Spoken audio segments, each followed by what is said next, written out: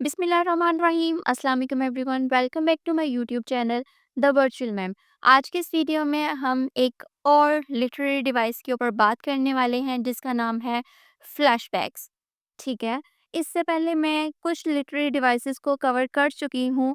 आप मेरी उन वीडियोस को भी चेक कर सकते हैं ताकि आप लोग अच्छे से क्रिटिकल एनालिसिस कर सकें, क्योंकि किसी भी वर्क का अच्छे से क्रिटिकल एनालिसिस करने के लिए आपको कुछ लिटरेरी डिवाइसेस का पता होना बहुत ज़रूरी है। ठीक है, सो आज की इस वीडियो में हम फ्लैशबैक लिटरेरी डिवाइस के ऊपर बात करेंगे कि ये टेक्निक क्या है, ये कैसे यूज़ होती है, इसका क्या पर्पस होता है। ठीक है, और ये क्या रोल परफॉर्म करती है किसी भी वर्क के अंदर। ठीक है, और इसके ऊपर भी बात करेंगे कि इस टेक्निक को पढ़कर, इसको समझकर, इसको नॉवल के अंदर पॉइंट आउट करके आप अपने क्रिटिकल एनालिसिस को कैसे बेहतर कर सकते हैं। So let's just dive into main topic without wasting any time. A flashback is a literary device that allows a reader to take the narrative back in time from the current events of the story.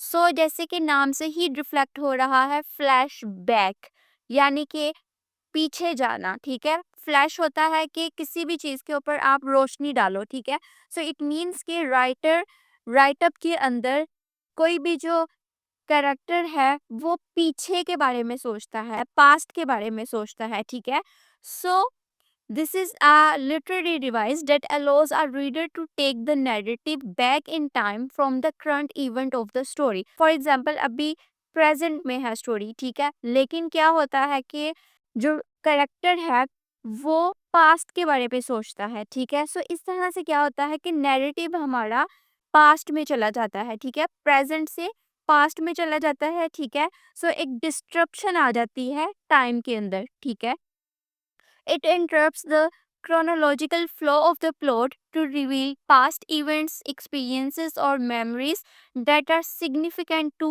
understand the characters, motivations और the current situations।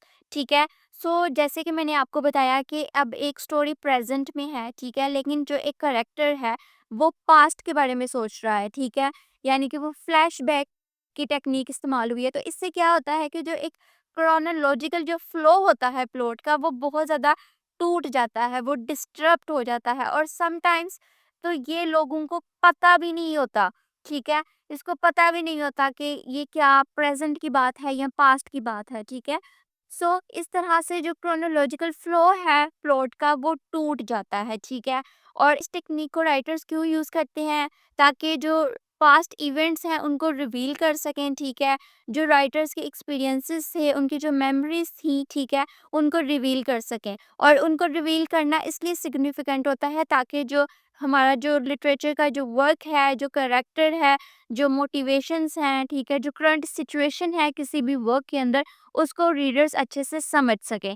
ठीक है, जैसे कि आप लोगों ने अक्सर बहुत ज़्यादा वर्क्स में देखा होगा कि स्टोरी स्टार्ट होती है बहुत ही एक डिफरेंट किस्म की सिचुएशन से। ठीक है, बहुत आगे से, तकरीबन एंड से स्टोरी स्टार्ट होती है। ठीक है, लेकिन फिर क्या होता है कि आहिस्ता आहिस्ता फ्लैशबैक के थ्रू हमें बाकी की स्टोरी का पता चलता है। ठीक है, कि पहले इससे पहले क्या हो चुका है। ठीक है, जैसे कि आर्थर मिलर का एक बहुत ही फेमस और पॉपुलर प्ले है the death of a salesman. ठीक है, सो इस स्टोरी के अंदर बहुत ज़्यादा फ्लैशबैक्स यूज़ हुई हैं। प्ले ओपन होता है बहुत ज़्यादा एंड से। ठीक है, जब बहुत ज़्यादा केओस होता है उनकी लाइफ में, और फिर आहिस्ता आहिस्ता थ्रू फ्लैशबैक्स हमें आर्थर मिलर जो करेक्टर के जो पास्ट इवेंट्स हैं और क्या उन वो इस सिचुएशन में कैसे पहुंचे, वो सब हमें पता चलता है। ठीक है, सो आप इस नॉवल को एक दफ़ा देख सकते हैं इस लिटरेरी डिवाइस को समझने के लिए।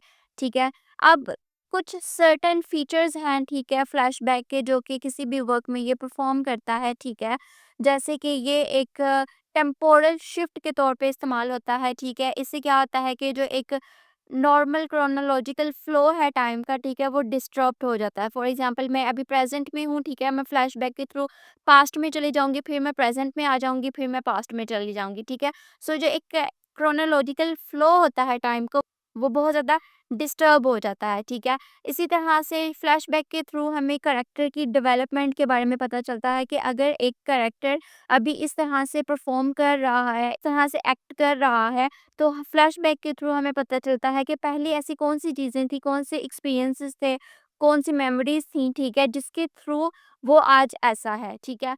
इसी तरह से फ्लैशबैक प्लॉट डेवलपमेंट के लिए भी बहुत ज़्यादा इम्पोर्टेंट है, ठीक है? इससे हमें फर्दर प्लॉट को आगे लेके जाने में हेल्प होती है, ठीक है? सो ये थी हमारी आज की टेक्निक ऑफ फ्लैशबैक। मुझे उम्मीद है कि आप लोगों को इसकी समझ आ गई होगी। इंशाल्लाह हम बहुत जल्द मिलेंगे अपनी नेक्स्ट वीडियो में। तब तक के लिए अल्लाह हाफ़िज़।